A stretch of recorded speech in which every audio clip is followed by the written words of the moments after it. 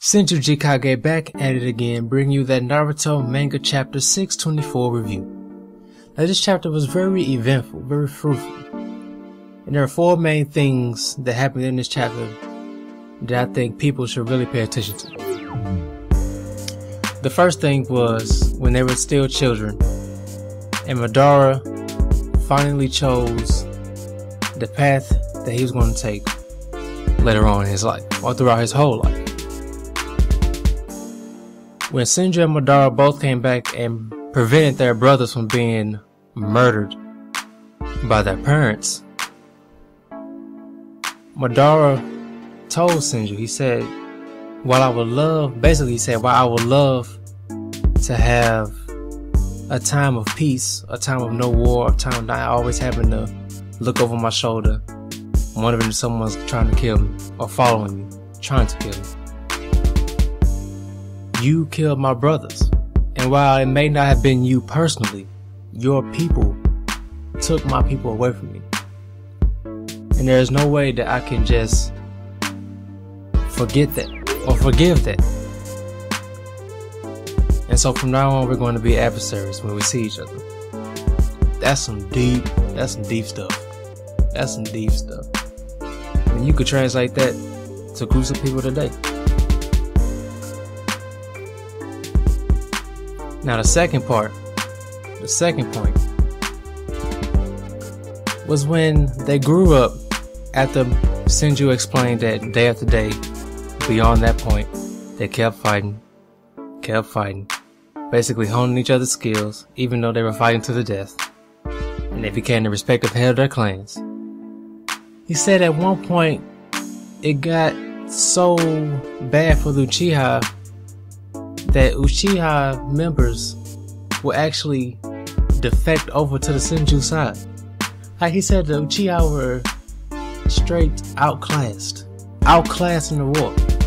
Now from the way everybody else explains it in the manga, like Toby, Itachi, and just from the abilities that they have displayed over time, you would think that the Uchiha was always giving the Senju a run for their money, right?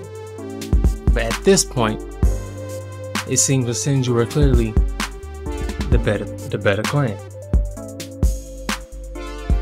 And you would also think the Uchiha would be giving them a run for their money based on the fact that Toroi-San a few chapters earlier explained that even though Senju were stronger, the Uchiha had the potential to actually become stronger than them. So that potential was never realized, it seems. The third point was how Izuna Uchiha, Madara's brother, actually died. Because earlier on, Obito explained to Sasuke, he said that Izuna and Madara both grew up and developed their Eternal Mangekyo Sharingan, and that Izuna gave his eyes to Madara as Madara was going blind from using his Mangekyo Sharingan too much. But he never mentions Toroi-San or anybody of any clan actually coming to kill Izuna. But in this chapter, we see clearly that Toroi-San is the one. Toroi-San is the one who actually took Madara's last brother away from him. So now you gotta remember that Madara already decided that they weren't going to be friends, that there weren't going to be any alliances between them, because he can't forgive them murdering his family. Now you took his last relative away from him, his last brother. Now he just went crazy with the idea of avenging his brothers and gaining revenge on the Senju clan. And now we see how he actually acquired the Eternal Mangekyo Sharingan.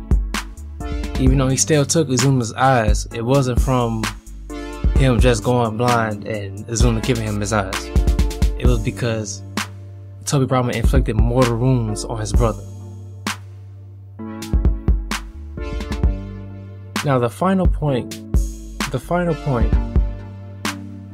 which is crazy to me, is that after Madara and Senju had their 24-hour battle, the 24-hour battle, how do you fight for 24 hours? You not tired? You not tired? You ain't gotta use the bathroom, you ain't gotta pee, you ain't gotta take no dump. I don't understand that. I don't understand that. Somewhere in that 24-hour fight, somebody had to say time out. I gotta use the bathroom. But anyway, after they had a 24-hour fight, Hashirama won naturally, and Tobirama is looking down on Madara, and he's getting ready to stab him with a sword. Hashirama's like, wait, don't do that yet. And of course, you know, Tobirama want to get it over with, you know. He racist anyway, a Uchihaist.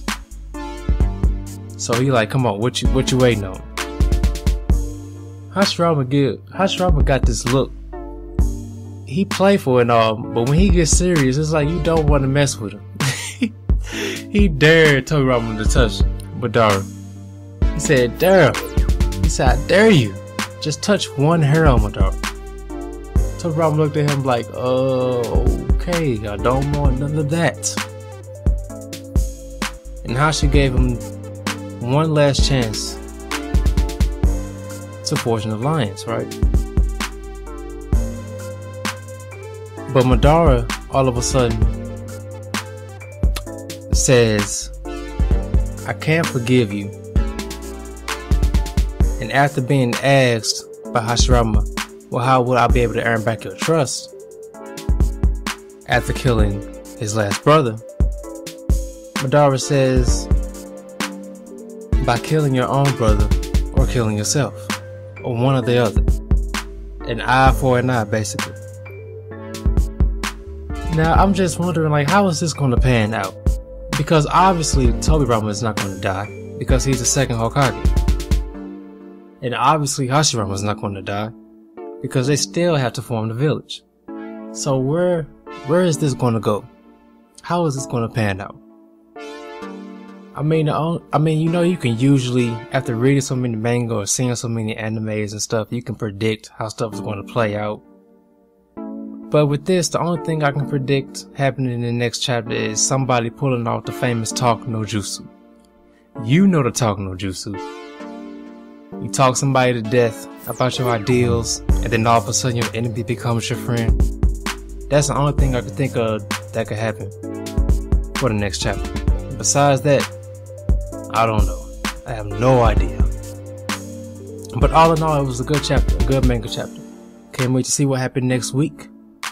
So until next week for Naruto manga chapter 625 review, don't forget to like and subscribe for more Naruto manga reviews. TheSenjuGkage, baby. And that's how we do it.